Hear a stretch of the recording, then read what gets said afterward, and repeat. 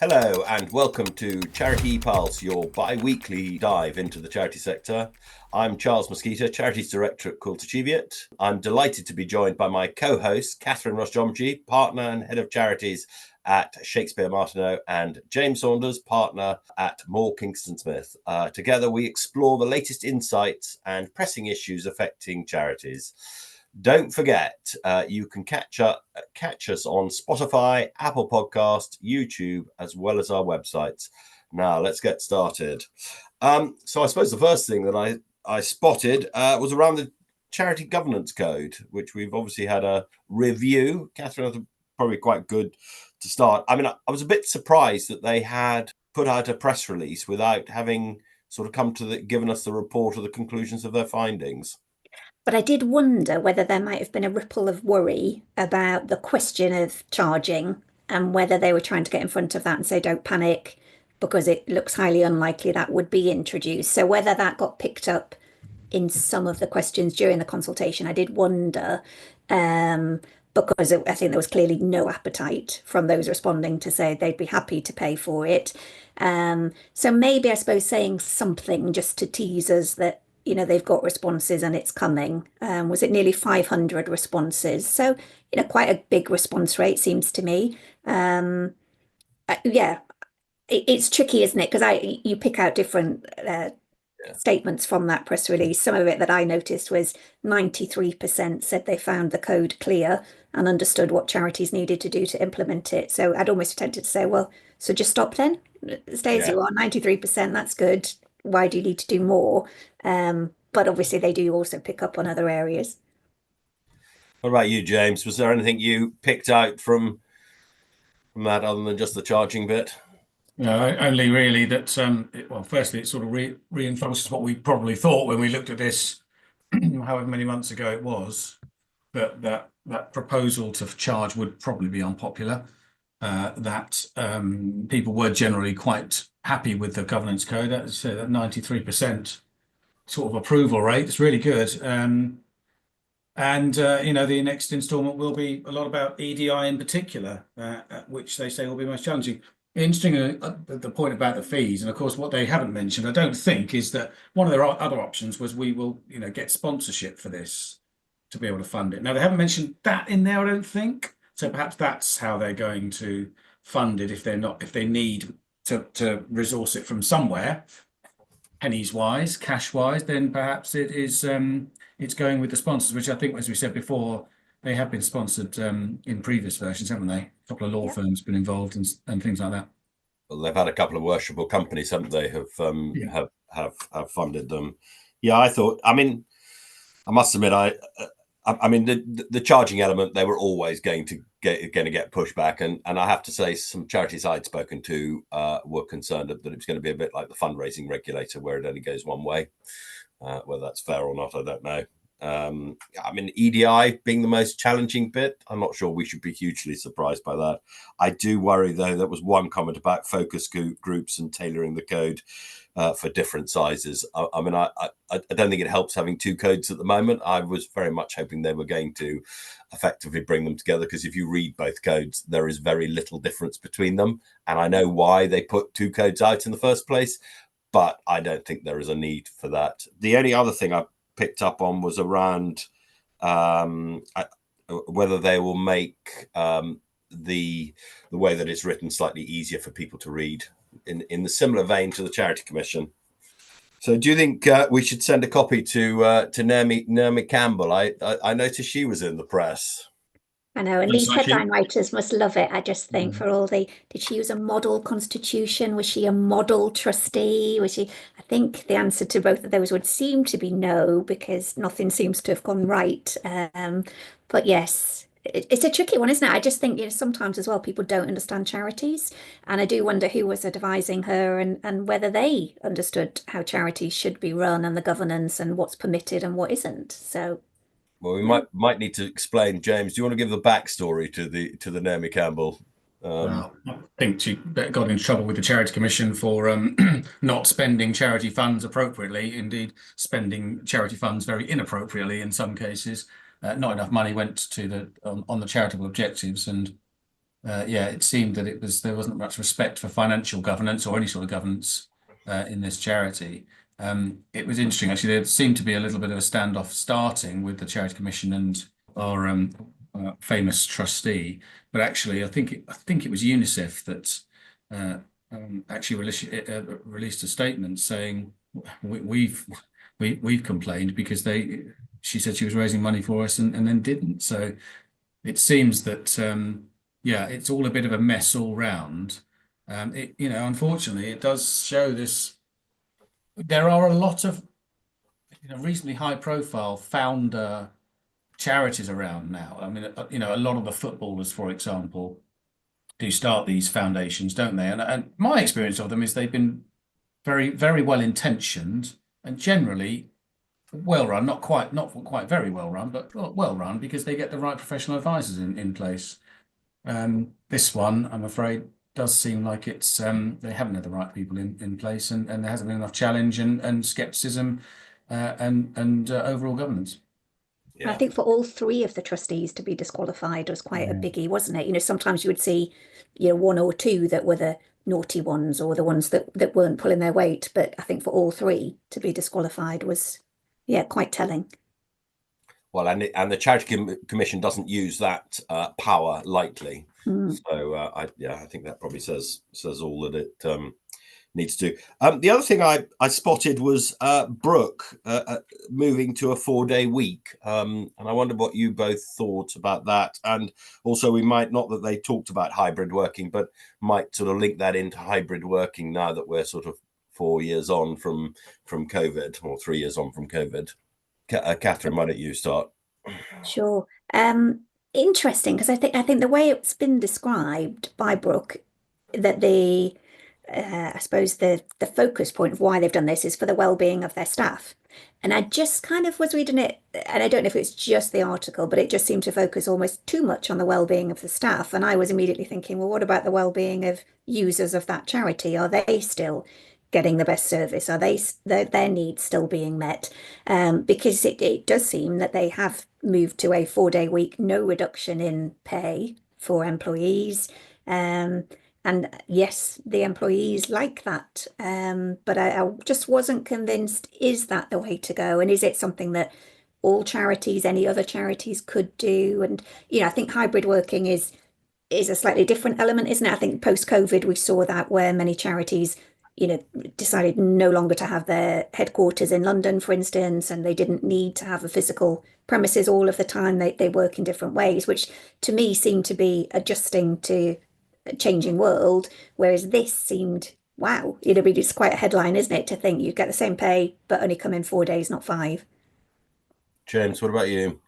Yeah, I mean, there's obviously there's the 4-day week campaign, which was quoted on this particular matter. I mean, I think it's great. I think it's very commendable. For some, this is the key, isn't it? For some organisations it works. For some roles it works. For some people it works. Personally, from a purely personal point of view, I don't want to work 4 days a week. I want to work 5 days a week. But I mean, if some people want it differently and it can work for an organisation, that's absolutely fine. I don't see how it could work for my role personally. I'm sure it can for some and several. The worrying bit for me is the evangelical element to it. It's that this is what everyone should be doing, which that's the worry, really, is that it becomes something that is, people are judged badly on, judged aggressively on. When really what you want is what's right for, the people in the business, the organisation, whatever it is, and what's right for, importantly, as Catherine said, for the beneficiaries of a charity, which is what the charity is set up for. The charity is not set up fundamentally for the staff; it's set up for the beneficiaries. If the staff, are happy, great. You're a good employer. But don't forget, your core objectives are not to run a good charity. Your core objectives are to support your beneficiaries. Yeah, I mean, we've had lots of press comment around the funding crisis in the charity sector, haven't we? And this sort of seems to be bucking the trend that they can afford to go from a 5 to 4 day week, which I assume is they're going to have equal productivity. But I agree with you. I think it's I think it would be. I think most organisations that I know and involved with, I think they would struggle to have a 4-day week. And Charles, this does tie in as well. I know I pointed out to you, didn't I, about the story about the couple of grant makers who've signalled that they're really struggling at the moment. Yeah. Do you want to pick that up? Yeah, no, go for it. Go for it. That's just, I mean, City Bridge Foundation and the Schroeder Charitable Trust both said they're pausing taking applications at the moment.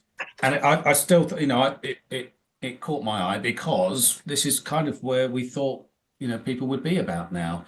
After COVID, we did say that all the indicators were the trusts and foundations would be filling the hole from government funding, which it's clearly come through, and I see this day in, day out when I talk to clients. Because of growing demand, overwhelmed. I think one of them says overwhelmed by applications. Some of which are genuine, good applications. Some of which I think, Catherine, you were saying earlier, some of them, it's a bit of a mixed bag on applications. But if people are applying for or making applications that aren't relevant to the grant maker, then obviously there's an element of desperation on their side as well. So it does seem to be all through all of this is all coming to pass. What we figured, a couple of years ago, the trusts and foundations are the ones that are really being leaned on now in the absence of wider funding. Catherine? Yeah, I think it is that point, isn't it? I think there is greater interest, possibly greater demand, but I think some of them, and again, maybe it's just the reporting of it, but I think some, they weren't being clear about what it was they would actually support, and therefore, if in doubt, you would chuck in an application for grant funding because you're desperate, and why wouldn't you give it a try? And I think it seems to me that there has been a massive increase in the volume of applications, and that not all of them are suitable. But I think that's also where grant funders need to be clearer about this is what we will fund and this is what we won't, so that you're not wasting people's time applying for something that they're not eligible for. Yeah, I mean, you talk to somebody like James Brooke Turner, he'll tell you that the foundations have done very well from an investment point of view, and their total pots have grown. So whether there is less money to give out, having spent more, I'm not quite so sure. I certainly know from RL Glasspool, where we have completely changed the way that we're doing our grant funding, because having moved from a paper base to a online, and we had been very clear about what we did fund on the online bid. I think it was about a 95% acceptance rate. So that wasn't the problem. But we got to such a stage where we were opening it up on a Monday morning and after closing it 3 minutes later because we were inundated with applications. So we've just completely changed the way we're actually giving out money. We've gone out and done a big job of selecting a number of preferred providers that we're going to give them lumps of money each year, and we've been dealing with them historically. So I think we've got about just short of 50 of them, and then they're going to distribute the money and then tell us how they've actually spent it. So that what that will do is save them from having to waste their time putting in an application to us.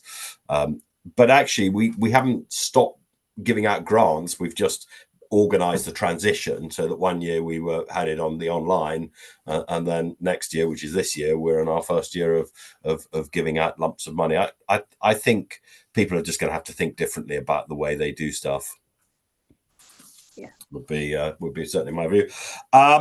So what else have we had on there? There was a covenant agreement between charities and government to be launched in the new year. I don't know if you guys had any thoughts on that. James? Apparently it was Sue Gray, wasn't it? So that's gone for Burton now. She's gone. So yeah, I mean it's promising, isn't it? It's it kind of follows on from the positive government noises that there were as when it was the Labour Party government pre-election. So yeah, everyone seems to be quite positive. Let's hope it actually delivers something. It did make me laugh though, covenant. I thought, oh, we're trying to get as close as we can to the word compact that some Yeah. people just cannot let go of. I was kind of Mm. call it something else. Why, all this harping back to it will be as good as the compact. The compact was never legally binding in the first place. I don't know why it's been held up as the, exemplar. This is what we need to get back to. That didn't work. I think, fine, this sounds good, but let's not, feel like we're going back in time. Yeah, I have to say it was under Tony Blair and Gordon Brown, wasn't it? And they spent quite a lot of money, and I do slightly wonder about how much of that money, from an impact point of view, was well spent. I don't wish to be critical on that. However, I think anything that changes the relationship between the sector and government has got to be a good thing. Although I did notice that there was a session where charities, there was a number of people on at a conference saying that charity leaders were told to avoid being co-opted by the Labour government, so and that it shouldn't be too cozy a relationship.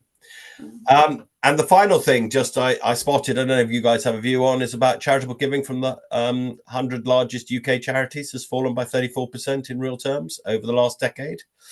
Despite the combined profits increasing by 49%. There we are. Who'd like to kick off first on that one? Oh, was that of corporates, Charles, wasn't it? That's corporates, yeah. Companies, corporates, UK PLCs. Yeah. Yeah. I suppose it is that gap in expectations of, you can't just expect it if you're not putting out, why are you a worthy recipient for it? What's in it for the corporates? And I just think sometimes this corporates versus charities is not helpful. We're all in the same world, and there's challenges for corporates as well. So I don't think it's necessarily that surprising that they wouldn't necessarily be tripping over themselves. We might get another silly headline though, like we did in a previous article, where they could give more. And you think, but they could if they wanted to. Yeah. Yeah, because the numbers, I think, is that they give about 1.82 billion a year, but actually, if it had risen at the same rate as the profits, it would be 3.1 billion a year. James, what do you think? It is strange. I think it is strange, if I'm reading this right, that the donations decreased. You'd have thought they'd have at least stayed the same. I mean, I presume that means decreased in real. It's a bit disappointing, really. I think that we could, as a society, look at that and go, that's pretty disappointing. But we haven't. It's not even increased nicely. It's just it's actually decreased. But I'm not sure. I'm not sure we should be expecting companies to be giving money. That's not what they're there for. No, but it's become more and more. Fashionable is not the right word, but it's become more and more part and parcel. I mean, my firm now has a separate charity. We've got a foundation which we match fund for, and all our staff raise funds for. We just purely in isolation, we do quite a lot more. I would have thought a lot more. Now, okay, this is only the FTSE 100 companies, but I mean, you'd have thought they would have been moving with the times and would have had more on all the ESG, and particularly the social side of things, the social commitment. You'd have thought there'd have been more going back into society. Yeah, I as I said, I think because publicly quoted companies are looking at what they're aiming to do. I sometimes think we shouldn't necessarily expect, or if there's a reason to do it from their behalf. I mean, we're like you. We also have a charitable foundation, and it is very much so there to help our staff on their sort of volunteering journey and being able to match fund. But Charles, your firm, they have ethical funds these days, don't they? Ethical investment funds, where 10 years ago they would have been in their infancy. These should be well developed. No, I'm sure they are well developed now. There's every opportunity for companies and individuals to be doing much more these days. I mean, I suspect companies will say they pay their taxes, etc., and their job is to get on and do the business there. What do you think, Catherine? I think that's exactly the point. I find the same when we complain that, wealthy people are not giving to charity. I think it's not. And then sometimes the assumption, isn't it? Oh, it's because corporates are not paying their tax and individuals are not paying their tax. And I think that's just the wrong focal point. I think, when we pay into government to cover some of these core services, then that is where the pressure should be, not looking at corporates. And I think the follow-on that you'd spotted, Charles, was of 650 MPs in the UK Parliament, how many donate to charity through Give As You Earn? And the answer is 7, down from 13. So that's also going down. I mean, I wickedly thought it's because they didn't want the abbreviation gay on their bank statements, because I think there's an element of homophobia across there that GAYE does not go down well in case it looks like a nightclub. But yeah, who knows what's going on with that? Something to discuss at a later date, I think. I think at that point we'll call this to a close. Thank you for tuning in to this episode of Charity Pulse. We hope you found our discussion insightful. If you have any questions or topics you would like us to cover in the future, we would love to hear from you. Don't forget to follow us, leave a review, share our podcast with your network. Join us next time as we continue to explore the challenges and opportunities facing the sector. Until then, keep the pulse of the charity beating strong.